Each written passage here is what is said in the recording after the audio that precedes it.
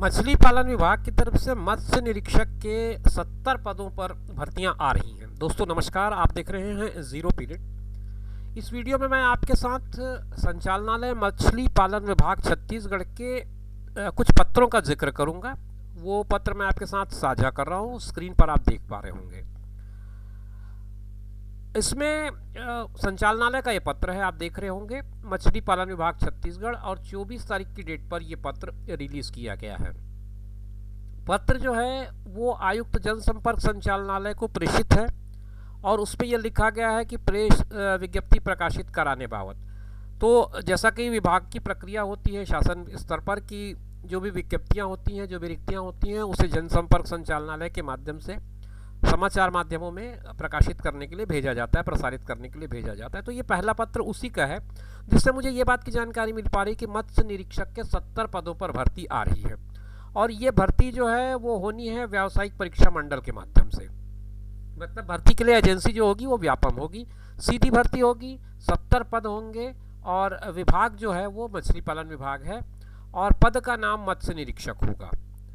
तो ये 2-3 बातें इस पत्र से मुझे समझ में आई जो मैं आपके साथ शेयर कर रहा हूँ। हालांकि अभी तक ये विज्ञापन मुझे व्यापम की वेबसाइट पर नहीं दिखा है, परंतु ये पत्र जो विभाग ने जारी किया है जनसंपर्क संचालनालय को, उससे ये बात तो जानकारी मिल पाई है कि पद 70 हैं और पद का नाम मत्स्य निरीक्षक है और एजेंसी जो होगी वो व्यावसायिक परीक्षा मंडल यानी कि व्यापम है।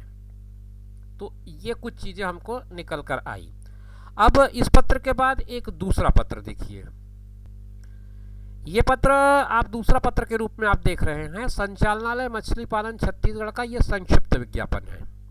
ये भी उसी डेट पर रिलीज हुआ है और इसमें छत्तीसगढ़ शासन मछली पालन विभाग मंत्रालय महानदी भवन के उस पत्र का हवाला दिया गया है जो 24/1/2024 को मछली पालन विभाग के अधीन मत्स्य निरीक्षक कार्यपालिक के रिक्त पदों पर सीधी भर्ती से संबंधित है। यहाँ पर वो बात थोड़ी सी और क्लियर हो जा रही है कि 24 तारीख का ही डेट है और इसमें सीधी भर्ती की जानी है, मत्स्य निरीक्षक के पद हैं। इसके लिए सहमति मिल गई है। ऑनलाइन आवेदन छत्तीसगढ़ व्यावसायिक परीक्षा मंडल रायपुर की वेबसाइट पर आमंत्रित किए जाते हैं। तो ये प्रक्रिया हो सकता है थोड़ी सी विलंबित हुई हो, कुछ छुट्टियां हैं और कुछ और दूसरे कारण हो सकते हैं, पर हम ये समझ रहे हैं, जितना मुझे समझ में आ रहा है, कि बहुत जल्द ये आपके व्यापम की वेबसाइट पर भी उपलब्ध हो जाएगा। तो इस पत्र में एक जानकारी और हमको आगे बढ़कर मिलती है कि पद मत्स्य निरीक्षक का है, उसका जो पे लेवल है वो L7 का है और कुल पदों की संख्या जो 70 है वो किस तरह से विभाजित है वो हमको पता लग जाता है। अनारक्षित 29 है, अनुसूचित जाति के 8 हैं, जनजाति के 23 है, अन्य पिछड़ा वर्ग के 10 हैं। इसमें महिलाओं के लिए 8, 2, 6, 3 के आधार पर पद आरक्षित है। बैकलॉग का 5 पद है जो अस्थि बाधित, श्रवण बाधित और दृष्टि बाधित के लिए निःशक्त जनों का आरक्षित है। भूतपूर्व सैनिकों के लिए 7 पद आरक्षित हैं। तो आरक्षण के बाद और आरक्षण के पहले क्या स्थिति है ये भी आप समझ पा रहे होंगे।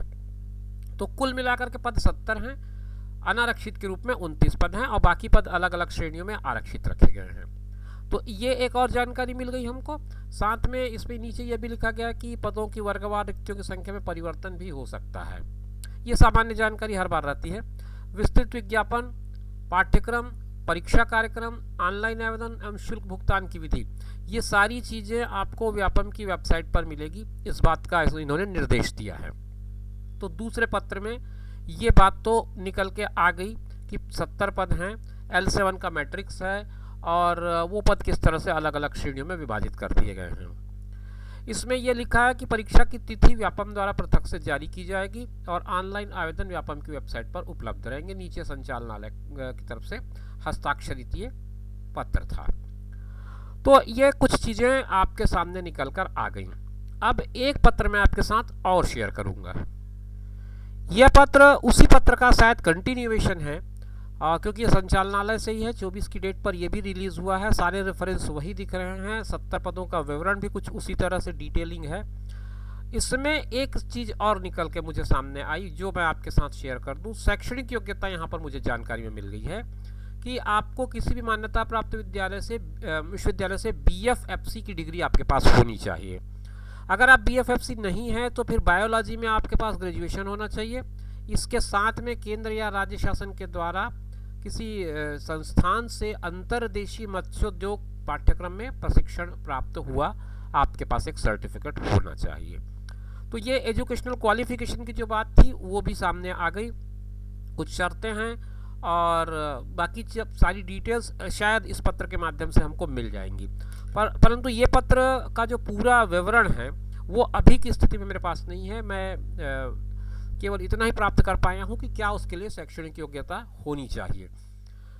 तो इसका पूरा डिटेल अगर आप जानना चाहें तो मैं एक पोस्ट इस पर आपको लिंक के थ्रू अवेलेबल कराने का प्रयास करूंगा। इस लिंक में मैं आपको एक पोस्ट की डिटेल दे रहा हूं। उस डिटेल में आप जा करके सारी चीज़ों को समझ पाएंगे। व्यापम में जैसे ही आपको ये एप्लीकेशन ऑनलाइन इनवाइटेड किया जाएगा वैसे ही आप भरने की स्थिति में पहुंच जाएंगे। तो उसके लिए थोड़ा सा आपको इंतज़ार करना पड़ेगा। जानकारी आपके सामने काफ़ी कुछ हमने ला दी है। अब बस व्यापम कब इसको अपने वेबसाइट पर डालता है उसके बाद आप आवेदन करने के लिए पात्र हो जाएंगे, यानी कि आवेदन का काम शुरू हो जाएगा। पूरी डिटेलिंग नीचे जो लिंक डिस्क्रिप्शन बॉक्स में मैं लिंक दे रहा हूँ वहाँ पर एक पोस्ट है वेबसाइट में मेरी।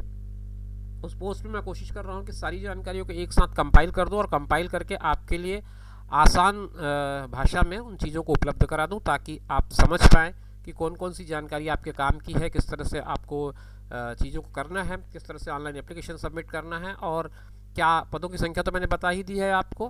तो ये सारी चीज़ें उसमें सम्मिलित करके लाने का प्रयास करूँगा। अब इसमें और कौन सी बात रह जाती है जो इन पत्रों के माध्यम से हम आपके साथ शेयर कर सकें, वो थोड़ा सा देख लेते हैं। इस पत्र में जो लिखा है उसमें लिखता है विस्तृत विज्ञापन। तो विस्तृत विज्ञापन आपको व्यापम की वेबसाइट पे मिलेगा। पाठ्यक्रम का जो मामला है वो हम कोशिश कर रहे हैं कि इसका सिलेबस मिल जाए जल्दी।